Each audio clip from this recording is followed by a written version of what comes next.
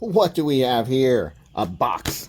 And everyone knows that I freaking love boxes. They're just so nice. I love to open them and see what's inside. I don't even know what's inside. But before we do that, I wanted to talk just for a minute about detent ramps. Ew, detent ramps ruin your knife. Because some dude who's apparently a knife maker of some kind, he's like posting in my under my videos that detent ramps will ruin your knife. So I just wanted to show this here knife is when I did the detent ramp on in the video that he's commenting on, or at least one of the videos he's commenting on.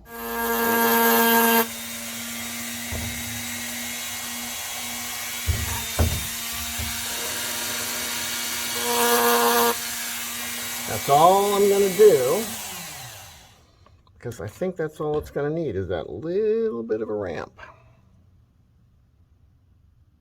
So we'll see. We'll put it back together and we'll see. And it was like, I don't know, however many months ago, and I, opened it probably 1,000 times since then, maybe more. I don't know, a lot. I carry this a lot. It's one of my favorite knives. And the detent hasn't like gotten worse. There's no, here, let me see if I can hold it still. There's no play. Like there's no detent lash. I'm pulling and pushing.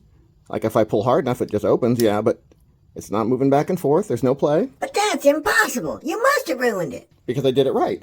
I mean, you can do it wrong.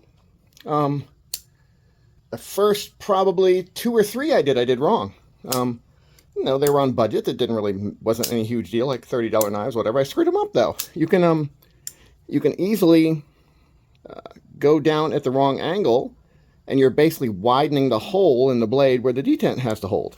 I knew it. I told you it ruins knives. So if you widen the hole, then it's going to, I'm going to make it act like it has detent lash. So if I had made the hole too wide, it would do this. It would move in and out like this. But it doesn't, because it holds right where it's supposed to hold. So as long as you don't make the hole too wide, and instead make a little ramp down into the hole, not come in like this and make the hole wider, it works perfectly. Perfectly bad, you mean? And you could do what he says, and adjust by making the lock bar either out more, which would be less pressure, or in more if you need more pressure, which you can do, and that's the thing to do sometimes. But the downside of that is, let's say this one has too strong of a detent like it did. If I move the lock bar out, I'm not just relieving the pressure of the lock bar, I'm actually moving the place where the lock bar stops on its inward travel as a spring. So if I do that, and now the lock bar won't go in far enough, you end up with the lock bar stopping, say, here, and then you get lock rock. It's hard to make this have lock rock, but if you did a lock bar bend wrong, you would end up with lock rock. And all that means is the lock bar isn't coming all the way over and hitting the bottom of the blade. It's stopping a little short, so the blade can move back and forth a little bit.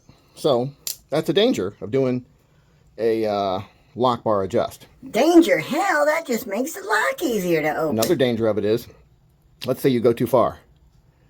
And then well, shoot, now I got lock rock. I got to bend it back. So now you're bending this little thin spot of titanium past its bend point twice. Once one way, once the other way. That's getting dangerous because titanium is springy to a point, and then it cracks. So you don't want to crack it. But that never happens. I can sit here and bend this one back and forth all day. Just listen, back, forth, back. Oh shit. So another issue with it is, on some knives, the detent ball, which is usually in this little, on a frame lock anyway, it's inset in this steel insert that's right below here. It's screwed in with that screw. So the ball is sitting in a hole. Let me see if I can find something to kind of show you what it looks like. All right, so let's pretend this is the insert, the steel insert, right? And it has a hole cut in it, and this is the hole. And then they shove a little ceramic ball down into it just until the ball is deep enough into the hole that it's jammed in there, right? So it's going to be something like this, or at least that's where it should be.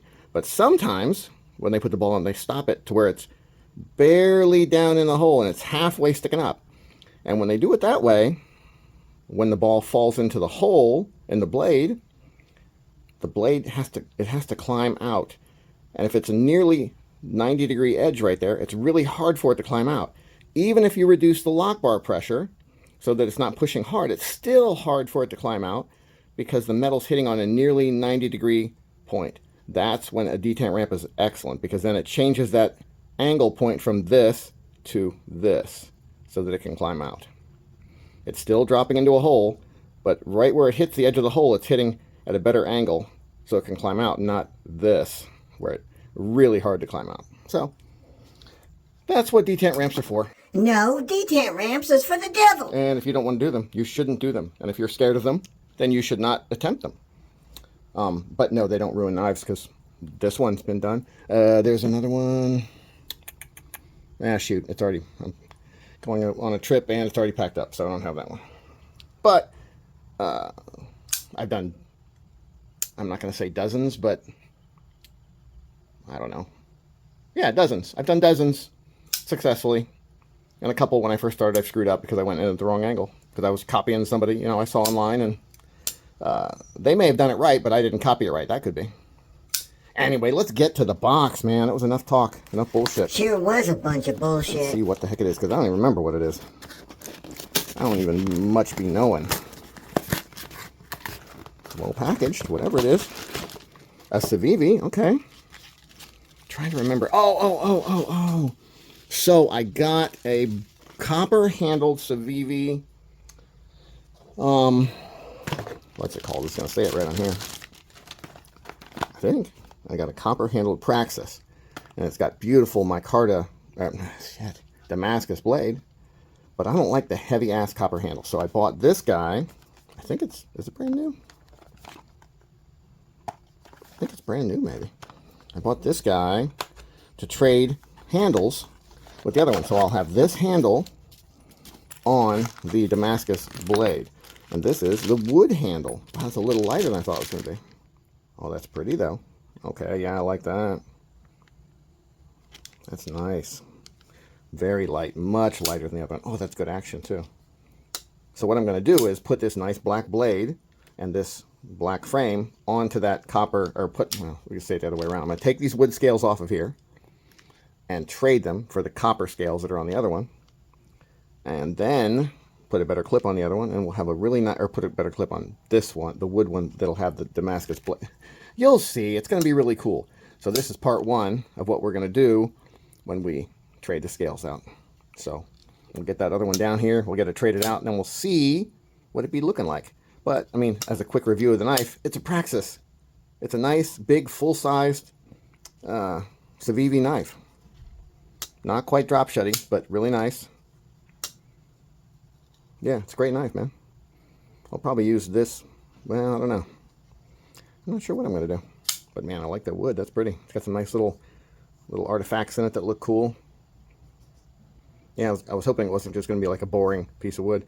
I might try to dye it, too, and see how that works. You should dye it, because you're fat. I'm not sure. I've never tried dyeing wood scales before. Be cool if they were a little darker. I mean, I don't dislike them this color, but maybe. We'll see. All right, we'll get back with the rest, or maybe this will be part one. Have a nice day. No, have a terrible day.